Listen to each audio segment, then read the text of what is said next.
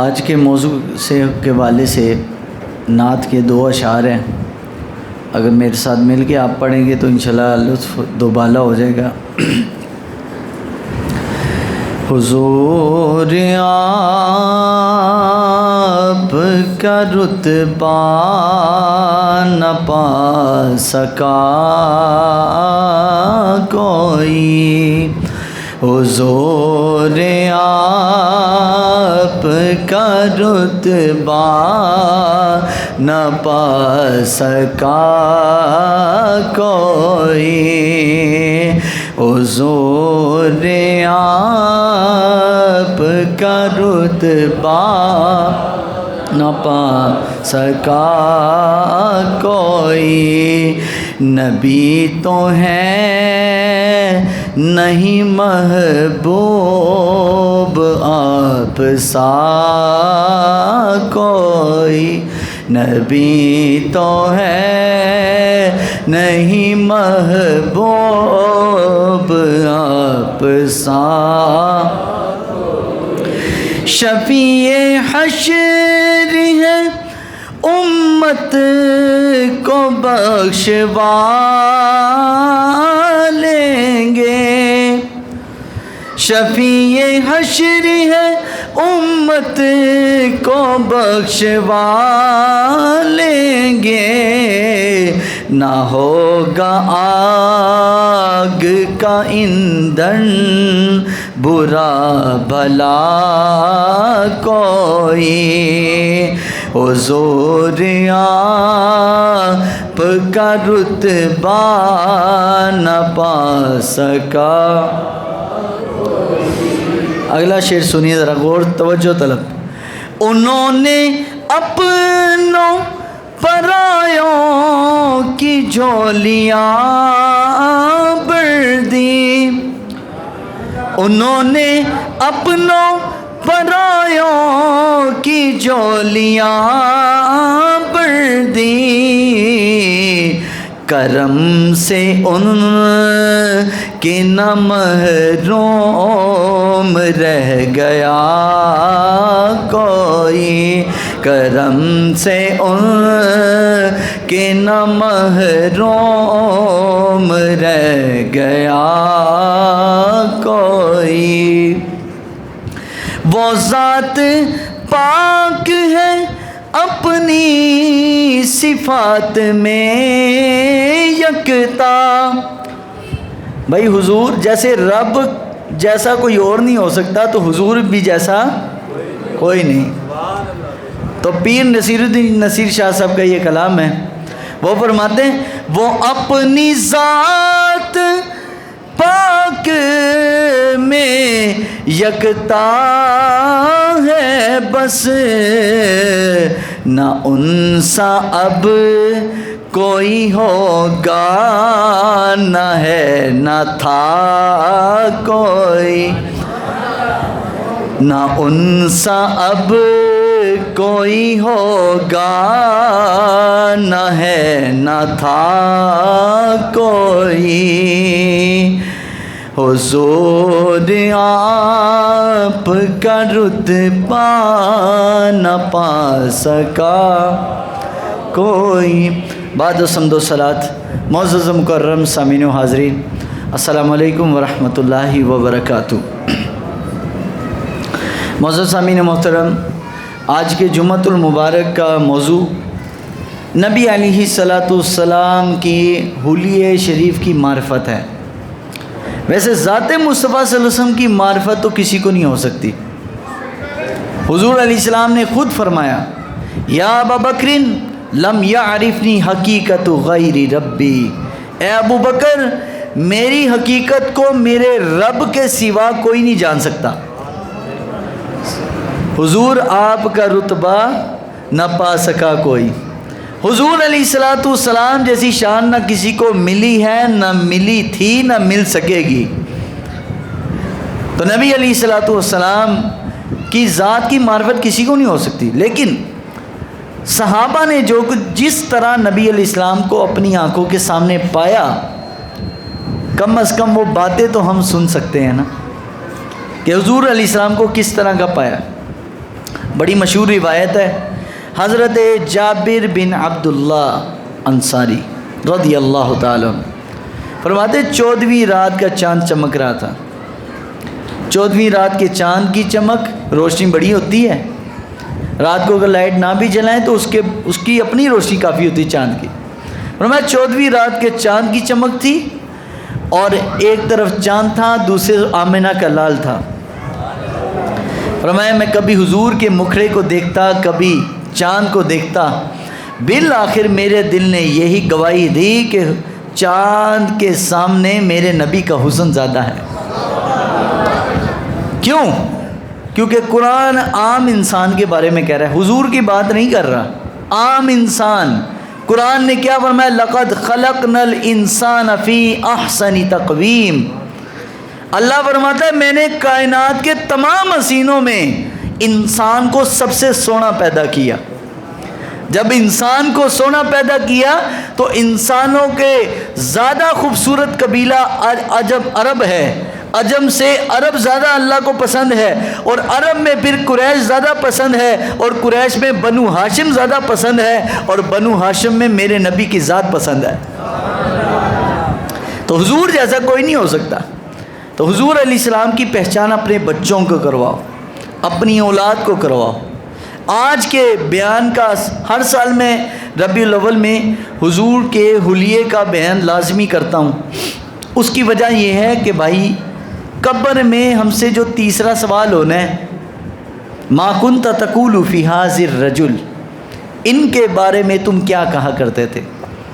کن کے بارے میں؟ نبی علیہ السلام سامنے ہوں گے، حضور کا جسم مثالی ہوگا، نبی علیہ السلام کا چہرہ مبارک دکھایا جائے گا، ان کے بارے میں کیا کہا کرتے تھے؟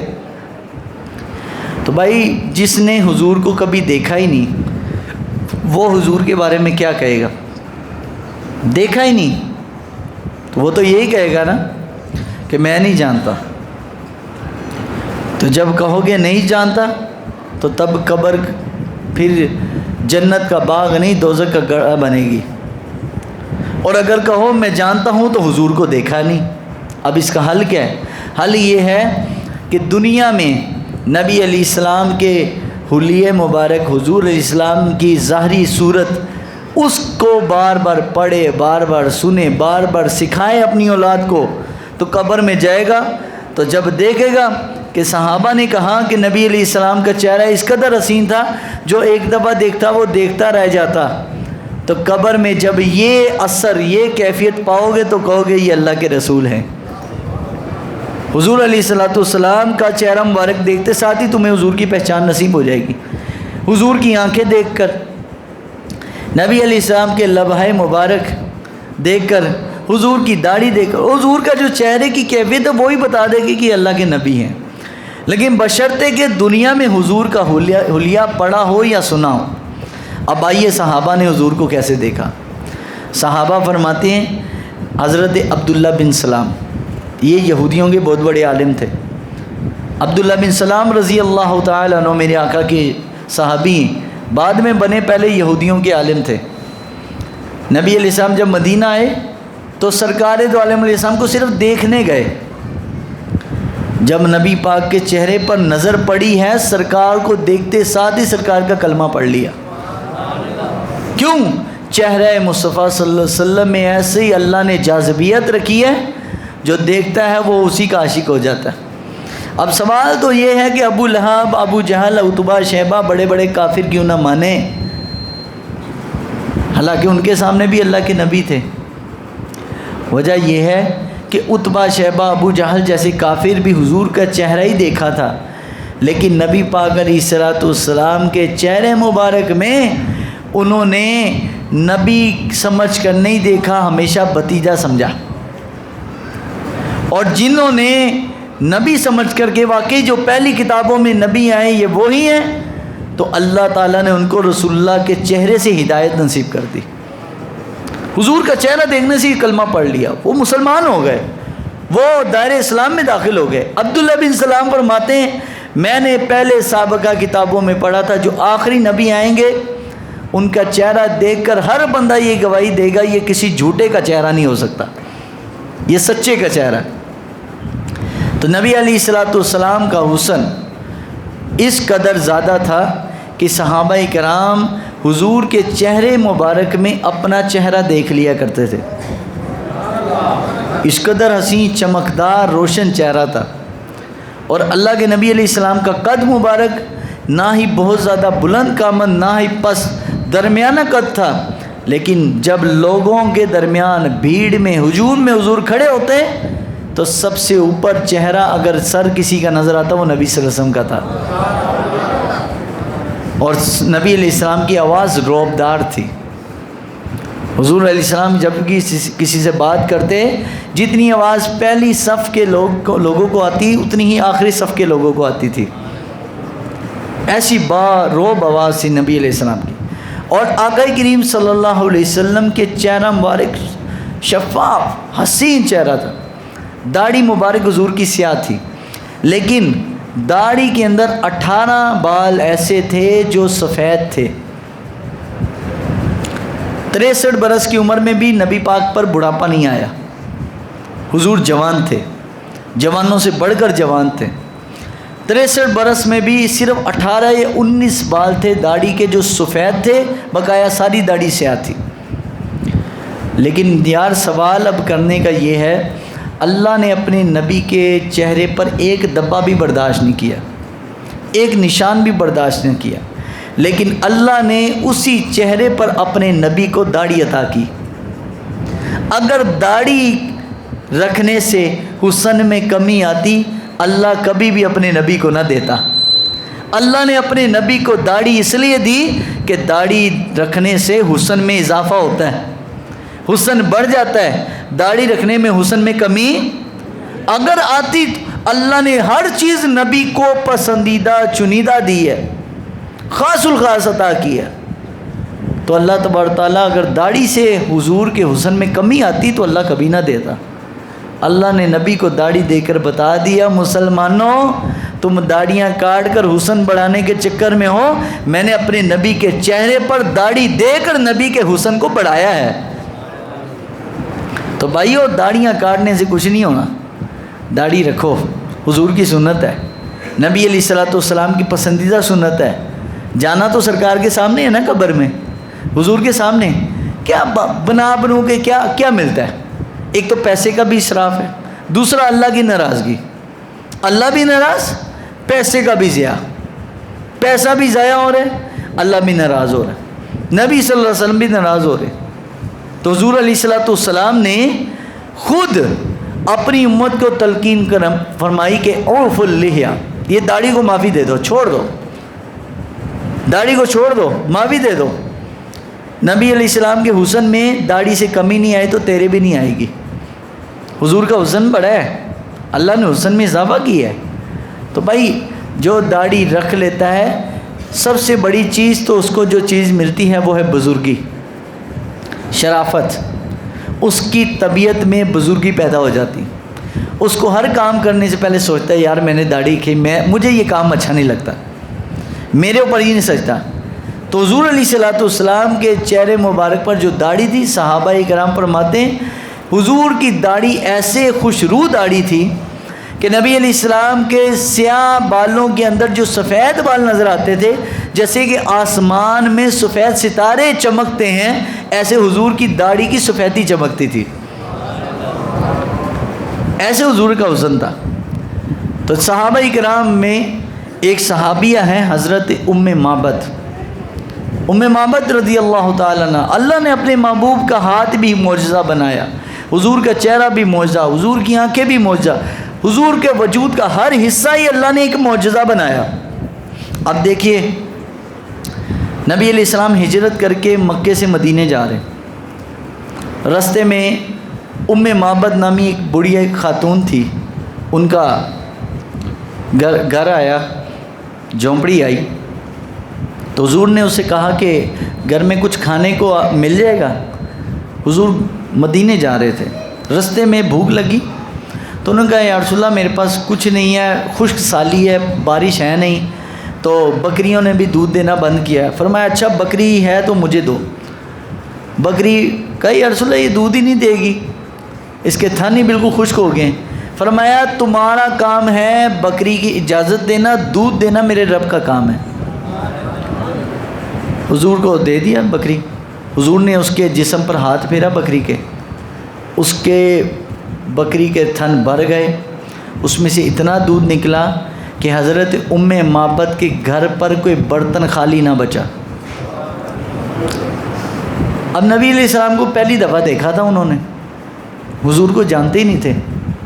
ام معبد، خیر انہوں نے اور اڑوس پڑوس والوں سے بھی برتن لے لیے، وہ بھی سارے بھر گئے۔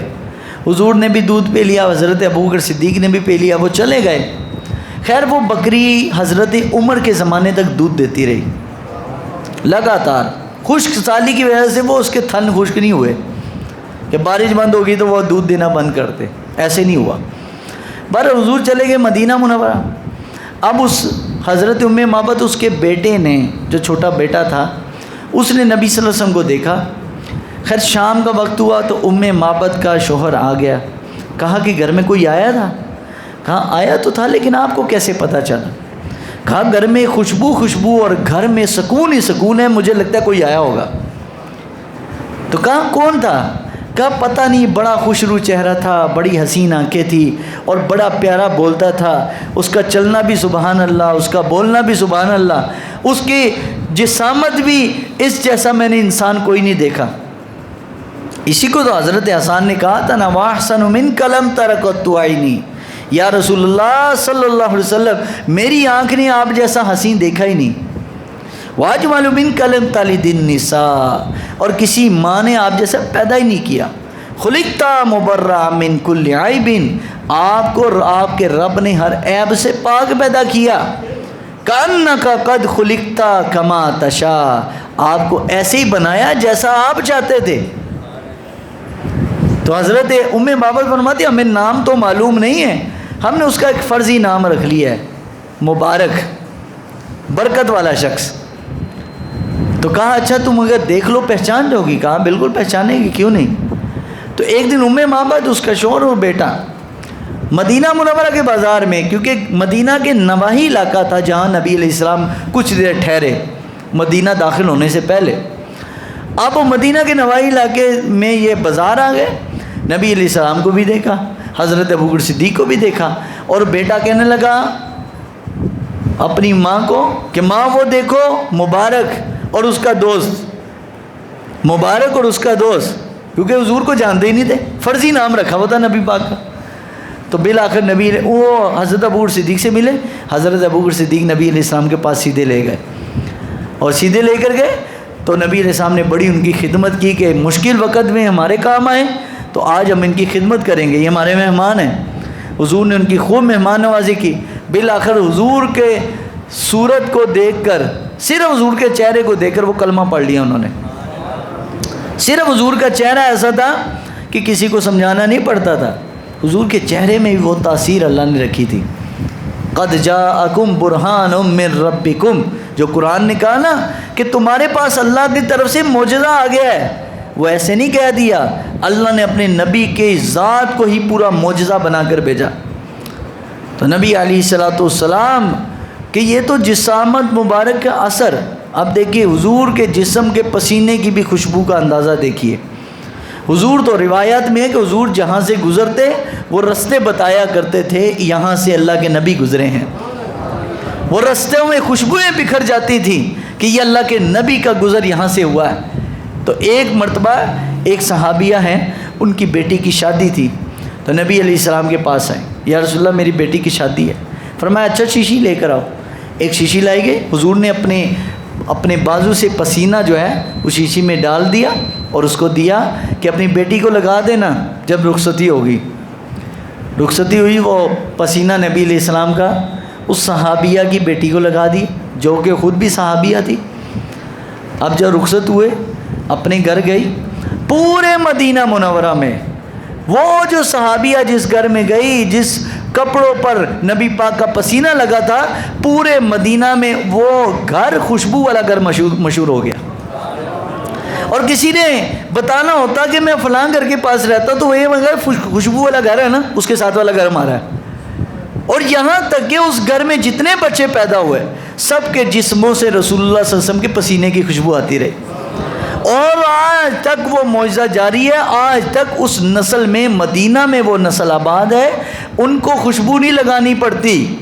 بڑی بڑی مہنگی خوشبوئیں عرب والے لگاتے ہیں، لیکن اس صحابیہ کی اولاد میں جو لوگ ہیں آج تک ان کو خوشبو نہیں لگانی پڑتی، آج تک ان کے جسم میں رسول اللہ کے پسینے کی خوشبو آتی ہے۔ یہ کوئی عام بات نہیں ہے، یہ پسینے لوگ کہتے ہیں قل انما انا بشر مثلکم، او بھائی نبی پاک کو انما انا بشر مثلکم کہہ کے کہ نبی ہماری طرح انسان تھے، اور بھائی تیرا پسینہ نبی کے پسینے کی طرح نہیں ہے تو نبی کی طرح ہونا تو دور کی بات ہے، حضور کے پسینے جیسا کہ کائنات میں پسینہ نہیں۔ تو بہرحال کوشش کریں اپنے بچے کو، اپنی اولادوں کو، اپنے گھر والوں کو حضور کا حلیہ بتائیں کہ اللہ کے نبی کا حلیہ کیسا تھا، کیونکہ قبر میں ہم سے تیسرا سوال یہ ہونا ہے۔ اللہ تعالیٰ کی بارگاہ میں دعا ہے اللہ ہمیں عمل کی توفیق عطا فرمائے۔